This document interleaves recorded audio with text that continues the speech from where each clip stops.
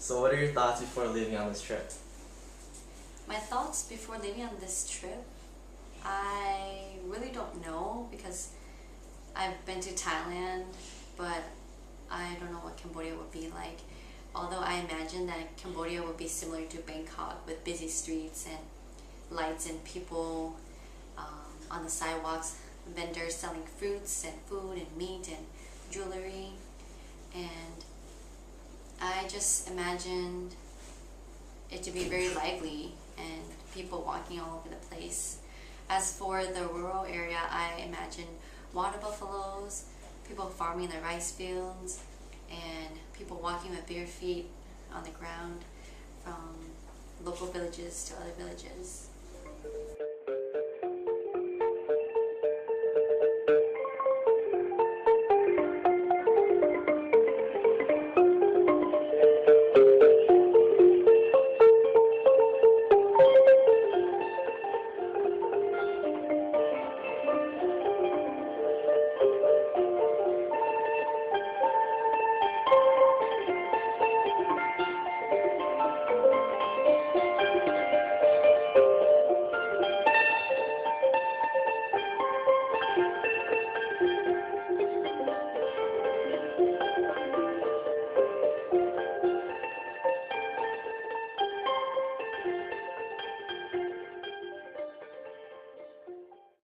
Tuesday, January 4th, 2011. A huge impact on me was meeting the center's neighbor. She's about 16 or 17 years old. She comes to the center to help take care of the children and teaches them traditional Khmer dancing. She is a very good teacher and we got the chance to see her teach the children. We watched them perform and they taught us how to dance.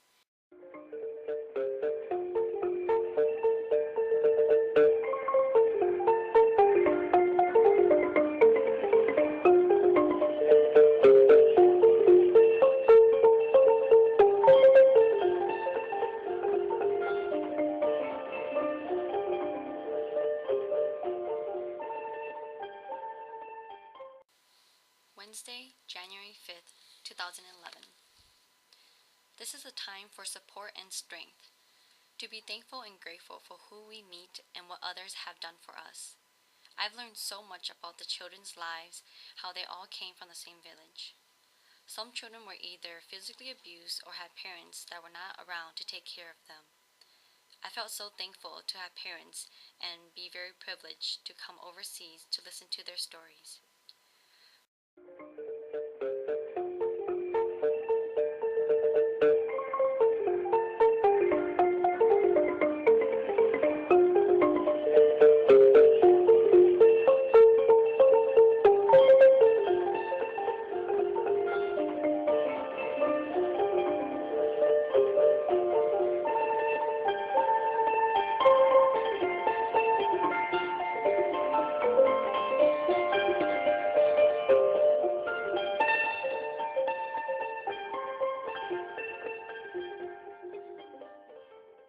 Monday, January 10th, 2011. Everything feels like it's out of a movie, but it isn't. It's real. In Cambodia, kids are out on the streets trying to make a living by selling bracelets and sunglasses. There was also an adult with a baby begging for money while we were eating outside at a restaurant by the beach. It's a hard life here in Cambodia. I don't mean to sound self-centered, but I am thankful and grateful to live in the U.S. Padao, hi. Hi, Ken. How's it going? Good. A couple hours before our trip back to the States. Yes. So how's your Cambodia experience? So far, well, it's been great and it's very empowering and I enjoy it a lot. High points, low points? High points is definitely going to see the children at the center, giving them t-shirts and a huge amount of supplies that they needed, like tables or beds because they've been sleeping on the ground. And I think that this has been really helpful and beneficial for them. So they no longer have to sleep on the ground anymore. So that's a high point, and also just distributing water filters to small towns, making sure that they have healthy water to drink from. And I would have to say that just throughout this trip, I've had like a cultural shock and just learning more about my own privilege and connecting with those of the wealthy and those of the poor. I definitely see really just a black and white view. Very interesting. Back in the States, I feel like I don't get exposed to that as much, but here it's very different. You can very distinguish the two. And luckily, I've been privileged enough to be exposed to both of them. Sure.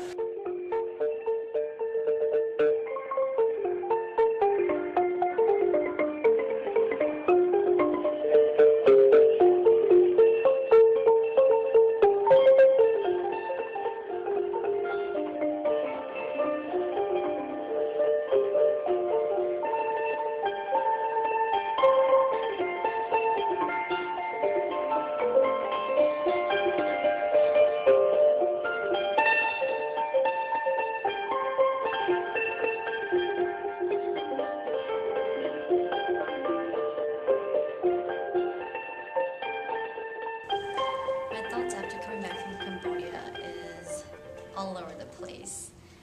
I felt very excited to go and come back and just be happy to know that what I did was a good deed to serve people who are in need, and especially children. Besides the children, just walking around the city and Phnom Penh was very different for me. Seeing streetcars running right past through each other and people on motorbikes passing each other. And with that, I also saw that there was a distinction between the rich and the poor. It was either you're rich or poor. I know it's about social status.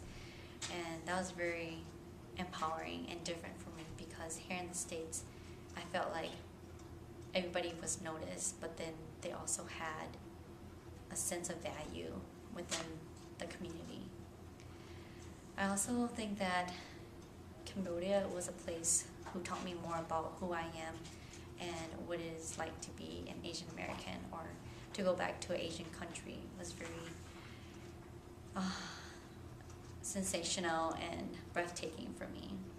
Although I already went to Thailand before, Cambodia was a different experience to do a service project in. And I would have to say that I have a lot of mixed emotions too, because while I was there, I was really happy to meet the children, and then learning more about the Cambodian history, about Pol Pot and the killing fields made me really upset. But I guess you can say that history makes us who we are today.